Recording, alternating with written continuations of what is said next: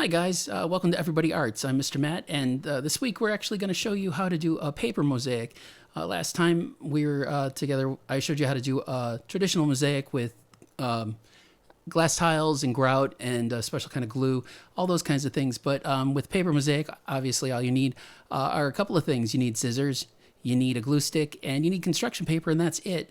The reason I'm showing you this right here is Aunt Sherri made this really amazing bird bath using traditional mosaic techniques, and I'm using that as my inspiration for my project this week. Okay, so there's like 3 flowers,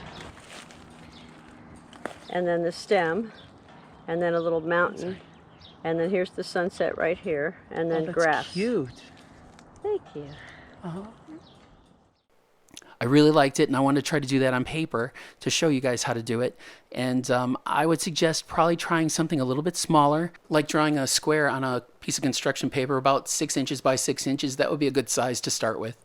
And just kind of trying it out, maybe doing an abstract, maybe doing a heart, a peace symbol, something, geometric, very basic. This is the first time I've done it, and I started out with something big, and yeah, it was pretty time consuming. So set your sights small at first and then work bigger if you really enjoy doing this kind of thing, because it's fun. It's great for birthday cards, things like that, gifts for people. We're going to get right into it, and I'm going to show you how to cut the paper. Now you fold the paper down the center and you cut it down the middle. Okay, fold once and cut once. You put those two pieces together so that all the corners, everything are matching, and then you fold it again,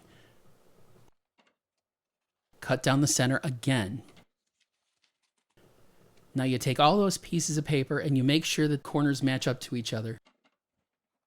Now, you want to make nice straight cuts, but don't cut all the way to the very end. And if your cat walks up, just ignore it and, scooch them along. Now you're going to cut, and you can see how I'm making little squares at the end. You're just going to cut little, like the tabs off at the end. You cut at the fringe so that they make little squares. And then if you didn't go all the way through, you cut across a little more. And then you cut the fringe a little more to make some more squares. They don't have to be perfect. Now, it depends on what kind of mosaic you're going to make. But, and then if your cat wants to knock them across the table a little, that's up to you. Now, as you can see here, there's a lot of different shapes. They're not just squares. I went and cut a lot of the pieces individually out from construction paper, or I used the squares and cut those down a little bit. Like you can see the little triangles for the sun. Here, I'm taking a rectangle and I'm drawing what I want the shape to be like. And then I went and cut it, and then I had to cut it some more just to make it look the way I wanted it to. So I had to do that a lot. And that's why I was saying maybe you should start small, and then as you get used to it, work a little bigger. Here I just wanted to show you how I was gluing the pieces down onto the paper itself. Or I'd put the mosaic square down, rub the glue stick on top of it until it stuck to the glue stick, and then I'd take it off the glue stick and push it down. That was easier than putting the glue stick on top of it and then trying to peel it up off the paper afterwards, because it just got to be too difficult, as you could see there. But I got into a good rhythm with it, and you guys find whichever way works best for you. Also, when you're gluing, I'm sure you noticed that I was working just on the corner of that purple piece of paper where all my mosaic pieces were sitting on.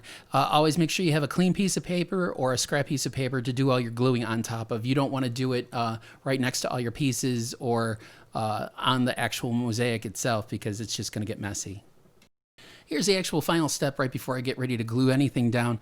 I was going to draw just an outline, give myself a general idea of how it was going to lay out. And I just outlined it with a pencil. And if you're going to do stuff like this, word of advice, I did it on a tiled counter, and whenever I pushed down too hard on the paper, my pencil went right through, right on the where the grout is. So if you look, you can see little holes. It was really annoying. But anyways, all I did, I just scribbled on it because I knew that most of my lines are going to be covered with the mosaic tiles. So yeah, you can either, if you're going to use a lighter background, just draw lightly, very lightly, and then you can go back and try to erase later. But some of that glue from the glue stick might go over your pencil and make it harder for you to erase. So just make sure you're drawing really light. I always had a picture of the bird bath with me to check the colors that I was going to use.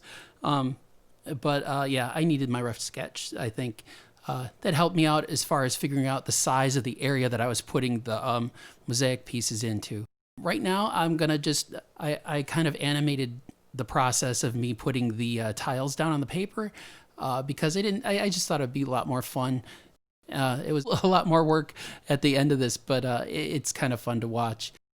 After we're done, I'll show you the finished piece and give it a try yourself. I really enjoyed it. It was a lot of fun. It was fun making the animation. It was fun making the mosaic, and I'm going to definitely do it again. All right. Hope you enjoy this.